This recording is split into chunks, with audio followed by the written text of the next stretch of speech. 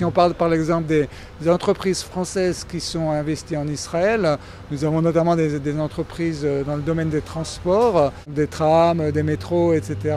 Donc nous avons de nombreuses entreprises françaises qui sont présentes sur ces sujets. Comme vous savez, Israël est considéré à juste titre comme une start-up nation, donc de grandes entreprises françaises sont intéressées par les dernières technologies israéliennes, notamment dans le secteur des technologies de l'information, de la sécurité, etc.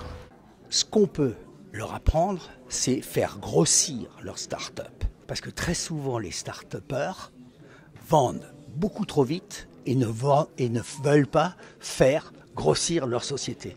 Or ça, trouver un manager pour des start-up, c'est un problème très compliqué. Donc on est plutôt intéressé, ce sont plutôt des petites entreprises globalement qui existent en Israël. Donc nous on est plutôt intéressé à commercer avec des grandes entreprises, notamment en Europe et en France, qui cherchent des technologies de pointe qu'elles peuvent trouver souvent en Israël.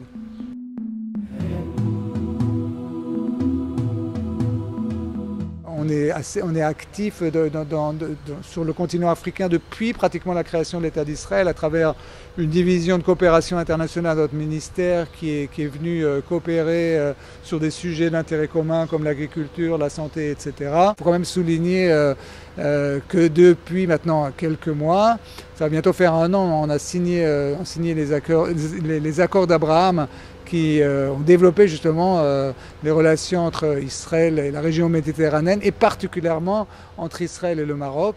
Nous avons ouvert des ambassades, donc Israël a ouvert une ambassade au Maroc et l'inverse, le Maroc a ouvert une ambassade à Tel Aviv.